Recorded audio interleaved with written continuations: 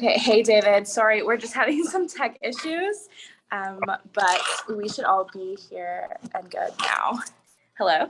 Trying to balance an iPhone on a table. Yeah, yeah, my laptop is locked in the UC right now, so.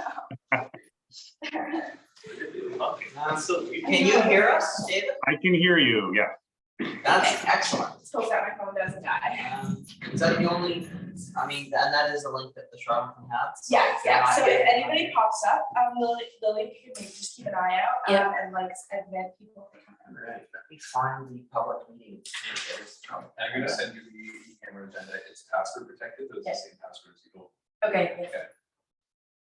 All right. Are we ready? It's too bad we don't have the agenda. Sorry. All right, I'd like to call this meeting, this emergency meeting of the CUSA Board of Directors to order at 1:12 p.m. on September the 11th, 2022. Our second item on the agenda is disclosure of interest. Does anyone imagine they're going to have any conflicts of interest with anything on the public agenda? Seeing none, we move on to item 3, approval of the agenda. Does anyone have any additions, deletions, or corrections to the agenda? I would like to make an addition to the agenda, just a review of the concurrent offices policy. Okay, under new business, I Yeah, very good. Just want to ask her to show them. Oh, yeah, sorry. Okay, fabulous. All right, so we've got a motion on the floor. Is there a seconder for the motion to add President Lettieri? Is there any discussion on adding an item under item 12, new business? I assume I know what it's about. I'm going to abstain from the vote. All those in favor, raise your hands. All right, that is unanimous. We've added under item 12, review of the concurrent offices policy. And I will, right now, assuming I know what it is, declare a conflict of interest with that. So I will step out for item 12. All right. Yeah. With the amended agenda, we now have a motion to approve the agenda as amended. We have resolved that the agenda for the September 11th special board meeting be approved as written. Is there a mover? President Lettieri? Is there a seconder? Director Zaba. Is there any discussion? Hearing none. All those in favor of adopting the agenda? That is unanimously in favor. All right, moving on to item 4.1, the motion to approve the regular board meeting minutes from August 9th, 2022. Did we get regular board meeting minutes? Okay, seeing as no minutes were distributed, we can skip over that. Moving on to item 5.1, a presentation by President Lettieri on executive orders 002 through 005. Those are appendices A, B, and C. Oh, actually, just before we jump into this, apologies. I'm hoping director reports were prior to presentations. There are the new speaking rules.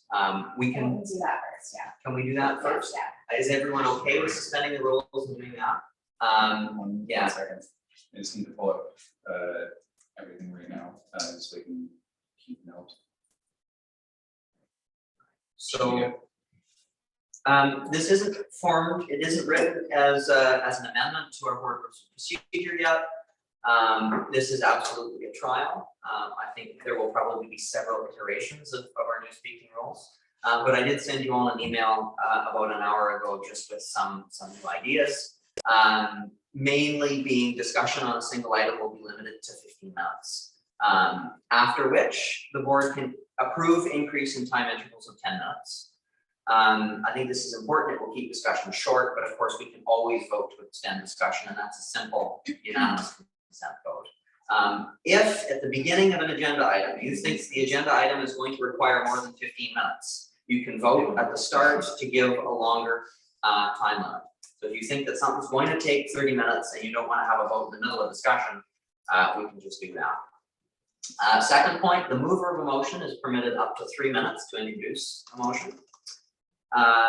Individual comments during discussion, we're going to try 2 minutes. If that's too short, we can extend it. And then again, if comments during a particular discussion require more time, this can be amended by unanimous consent. So if we discover that there's a topic that's particularly heavy that we all need 3 minutes each, we can extend that time, of course. There is going to be no limit on the number of times an individual is permitted to speak during discussion on a single motion. So that differs from Robert's rules, where everyone's entitled to speak twice. I don't like limiting the ability of an individual to speak. However, as I say here, priority will be given to those who have not yet spoken. So if you have not yet spoken, you will be bumped up ahead of anyone who's spoken already. And you know, if someone has spoken 3 times and you've only spoken once, the person who's spoken once will get additional time. And then for presentations, presentations themselves will be limited hopefully to 10 minutes each, after which time can be added in 5-minute time intervals. You can request more time for your presentation at the beginning of your presentation if you wish. And I've already gone over probably my 3 minutes to introduce these. Are there any questions, concerns? Is there anything anyone wants to amend to this right now before we adopt them sort of for this meeting alone to see how they work? All right, hearing none, this probably should be a motion. I would like to move that the board adopt the speaking rules as distributed for this meeting.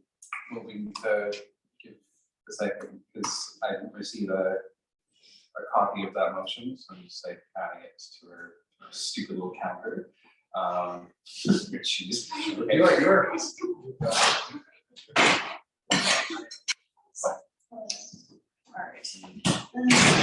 excellent. This is the outcome I needed. Okay. I will figure this out. More time. Oh, I guess this is.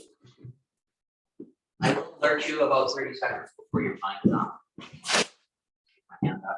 So we have to draft a motion. Yeah. I'm trying to put it in, but is there, has someone actually written the motion? No. Okay, Well, just, I can forward you the email with the speaker rules, you can just say the motion to approve the speaker rules. that would be great. Please send that over to me. I can just. Okay, yeah.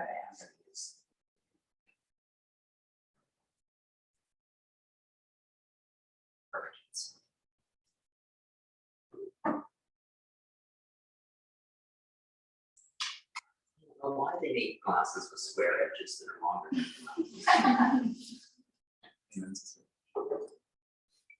Yeah, we good to, And if possible, Lily, could you share me the minutes that you're working on? it's already been shared.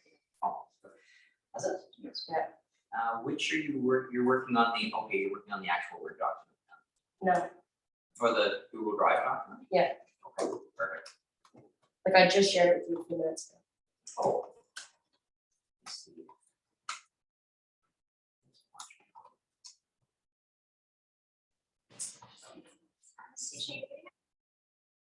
Oh, sorry. I'm Christine. Oh, no worries. I'll just. I don't actually see an email from you. Is it shared with board chair? Yep. Oh, no, it's your other one. You give me a second. Fine. Okay, now it's shared with board chair. This was me. There it is. There we go. Perfect.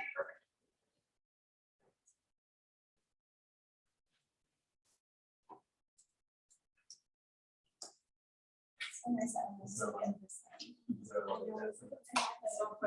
want to ask me about it? I think it's something decided to just read 10 minutes before I got here. I have no- I like it better. I like it better. Now you have to read it and analyze it. Yeah. That's a board task, you're reading it right. That's the way it's. Okay. So we have the motion to approve the speaking rules for the board, moved by myself. We have a seconder. Seconded by Terry. Is there any discussion on that? I have already asked for some. Hearing none, we can move into the procedure. All those in favor? Perfect. So we've adopted those. I will do my best to remember the time.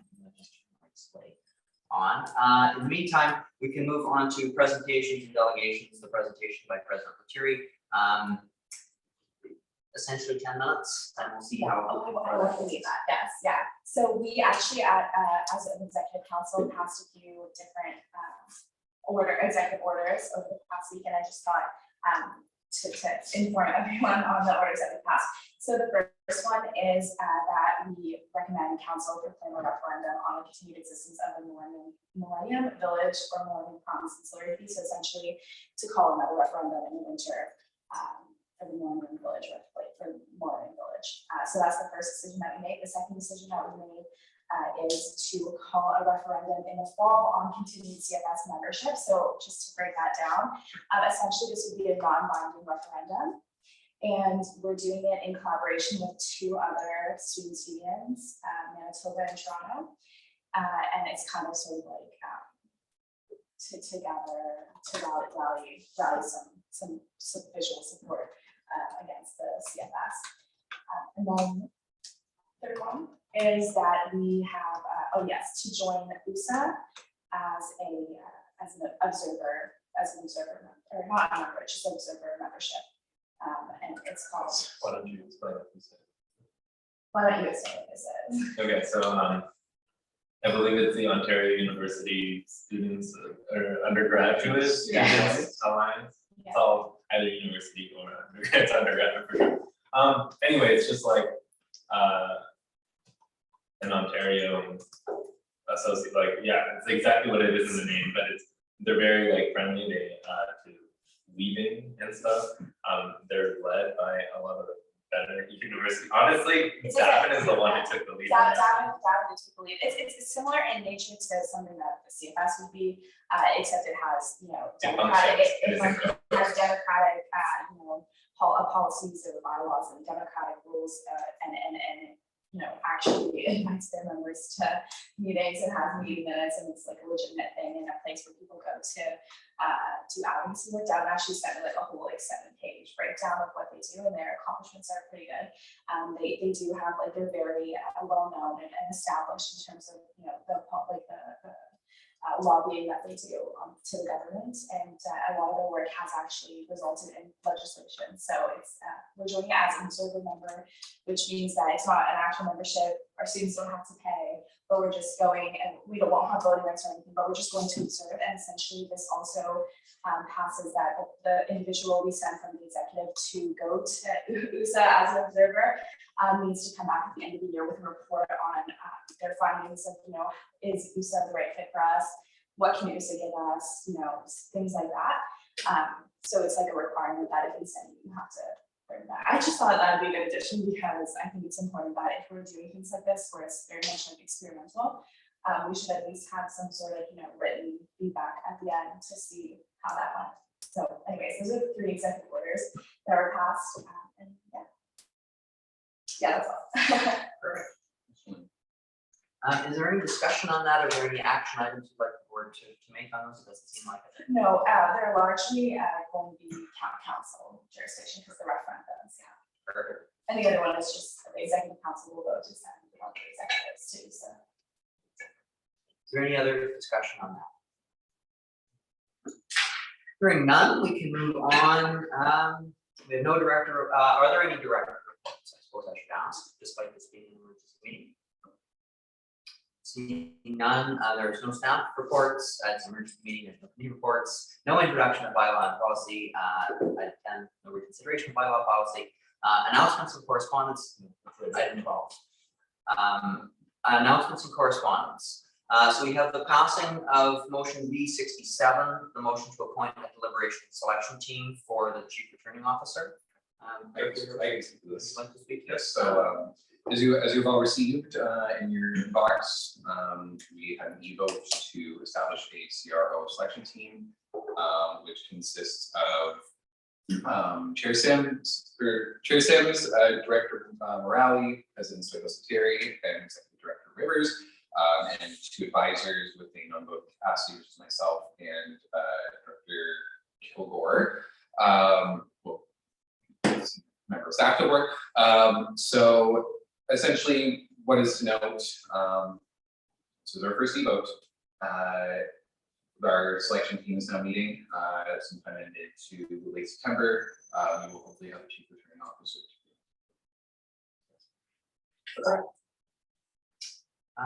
That's it. Is there any questions? Is there any discussion on that? Hearing none, we move on to item 12, which is Director Zaitlin's item, and that is my cues to step out. So will you be giving chair privileges to Yes. sign it? It automatically goes. Okay. Do you want my Robert's Rule book? Use it Yeah, wisely. that feels kind of special, absolutely. Use it wisely. This is That's great. with great power comes That's great the, what's responsibility. the thing, the gavel? This is the gavel. What's the count? What's the board? Order. Anyways, Director Zaitlin. Yes, sorry. So, thank you. The reason I'm bringing this up and didn't make it onto the agenda was just because I learned about it quite quickly before the deadline to make the agenda, and I didn't have time to gather my thoughts and formulate it, but I'll share this quickly anyway. So as all of you know, per Gray's email, there's been some discussion about section 3C of the concurrent office flexes policy. This was brought to light due to the fact that referencing Gray's email, there's some ambiguity in the policy, right? It's not entirely clear when fiduciary responsibility comes into play. And I think that this is a really important issue for us to consider because student leaders on campus tend to be student leaders in a variety of things. I know myself, I'm also on the executives of like multiple clubs, in addition to, of course, having the fiduciary responsibility of the board. I'm sure many, if not all of you are as well. So I just thought that this presents an opportunity for us to remedy that issue. I see a very simple solution. The section 3C of the concurrent office policy currently reads, board members and the chair of the board may not hold positions which require them to have fiduciary responsibility to another entity on campus, including RA, CASG, the GSA, or Carleton University. I move to insert the words regularly overlapping after the words may not hold positions which require them to have A, so that the motion would now read, and I'll send you a copy of this, Lily, don't worry. So that section 3C as amended would now read, board members and the chair of the board may not hold positions which require them to have a regularly overlapping fiduciary responsibility to another entity on campus, including RA, CASB, the GSA, or Carleton University. I think that the reason regularly is important here is because I think that it's a little bit unreasonable to think that there will never be conflicts. I think on the board we're always at some point going to have a conflict of interest that arises with various issues. I don't think that's an issue. We have a pretty robust recusal policy and we've been utilizing it well so far. I think that it would only become an issue to hold positions that might overlap if it starts impeding on your ability to serve the board adequately. So I think that that would just solve the solution. And also, frankly, I don't want to leave. He's an excellent chair, and this would solve that problem as well. Well, do we want to maybe chat with David to see if that would be a solution? Did you catch that? Yeah, so what I gather, let me just maybe put it back and see if I got all of it, was an amendment to include the word regularly in terms of positions where they're regularly required to have a fiduciary responsibility effectively. Really overlapping, so that the fiduciary responsibilities would overlap. The idea being that you might have a fiduciary responsibility to one organization and a fiduciary responsibility to another, but as long as they don't have competing needs or like actions that would result from those responsibilities, it wouldn't really matter. Oh, so what I'm hearing then is it's whether or not there is a conflict of interest. It is the test that's being proposed there. Okay. Certainly, if the board wants to amend the policies, the test is not whether or not there's a fiduciary obligation, but whether or not there is a clear conflict of interest. That can be a test. It's just going to involve a different assessment. As it's worded now, the sole test is whether or not there is a fiduciary responsibility conflict or not. So certainly, like that's if the intention is to remove the trigger being fiduciary responsibility and instead replacing it with being a conflict of interest, that is definitely a direction the board can take. I would support that if that doesn't bother you all, because I know, again, I don't know about the rest of you, but I think if we actually start addressing all the student organizations wrong, we have a lot of work to do to assess every single one. Okay. David, would it be possible, would you be comfortable recommending some wording to amend that motion to include that conflict of interest, or would you prefer that I write that up? On the spot, I probably wouldn't be doing that. I'm happy to take that back and provide some suggested language on the issue or to review language that the board drafts if that's easier for you guys. Is everyone here comfortable with the wording I read out? Okay, so just to say, if they're doing the work, would it be okay to vote on that as presented? Yes, that would be fine. I'm wondering too, because obviously this is involving a director who works with us quite regularly, if we best do this on the secret ballot. Yeah, that's totally. Okay, yeah, so if we want to do a written ballot system. I will request if you get some paper to do that, because this would essentially affect whether or not, in effect, would determine whether or not Greg would be able to stay on. the chair. Yeah, well, admittedly, that's what inspired it, but Yes. it was also the realization that I would need to get I have been in some discussions with Cassie over some space allocation things, so I don't know if that constitutes under. Well, we Would he want not be able to, to just recuse himself? So is that what would happen when we change Yeah. that? Okay. I think we also want to accommodate that, so that's like. So I just want for no, I'm sorry, it moves accommodating. And pass it on. We're trying to get. We're trying to What are we trying to do? Yeah. I guess we're just going around the table. Yeah. Sorry.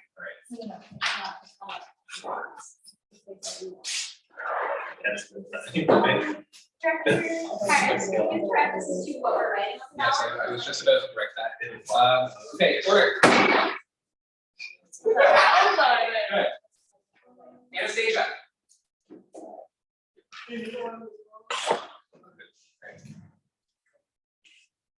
What I will direct, so please denote if you are in favor of the motion or against by writing on a piece of paper. I will read up the ballots so that you can all, please fold them in half and return them to me with the vote. To be clear, we read like yay or nay or in favor or not. In favor, against, it needs to be a clear decision. Okay. Yes, thank you. In favor or against? Yes. Take it downstairs.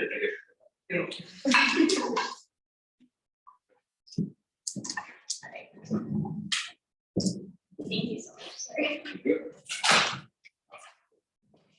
That's a good one. All right. We have all the votes.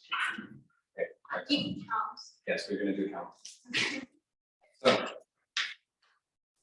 One vote in favor. One vote in favor. One vote against. One vote in favor. One vote in favor. One vote against. And one vote in favor. So we have 5 votes in favor and 2 votes against. This motion is passed. Thank you. I will get Chair Sims. Lily, I will send you. I would just need to get that thing. I Yeah, it's admin Good to destroy the ballots? at CUSA Online. Thank you. then I can stop. Thank you. No problem. Where's the garbage? Washington. Okay.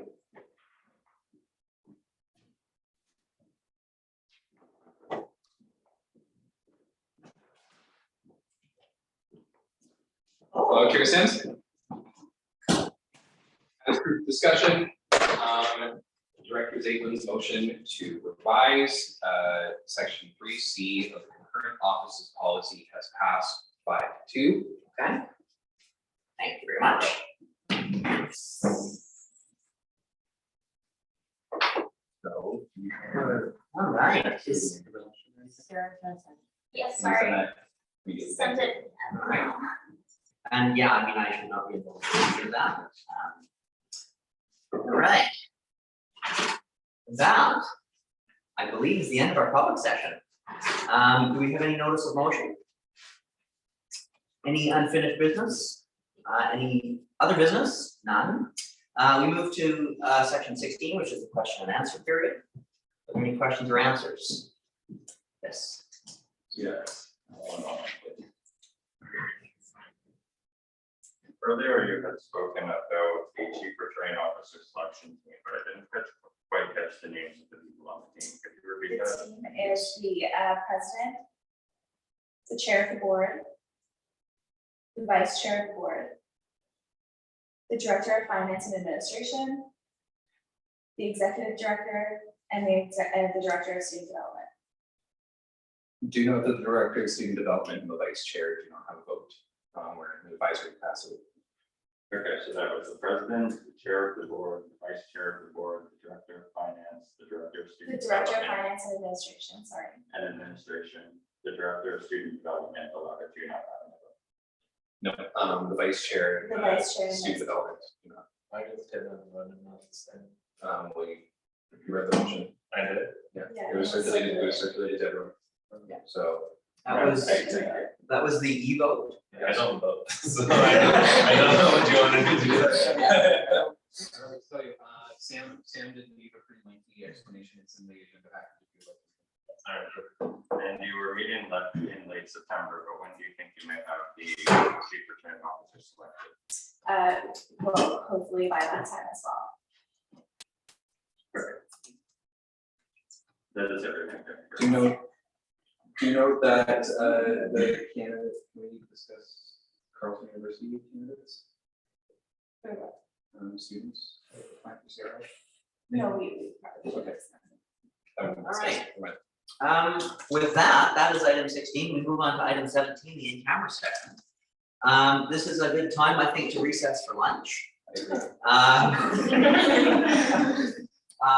As circulated by President Lettieri, the board will be, or CUSA will be reimbursing everyone for lunch. Yeah. So you're welcome, unless you've already eaten, you're welcome to go downstairs. I'm welcome to go downstairs and have a sandwich.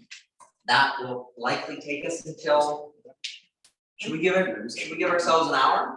No, I would say let's give ourselves half an hour. Half an hour? And if it's not ready in that time, we can maybe potentially extend, but let's give ourselves half an hour. So we will recess until 10 after 2. Okay. David. Yes. We're just going, okay, sorry, let me try to stop this recording.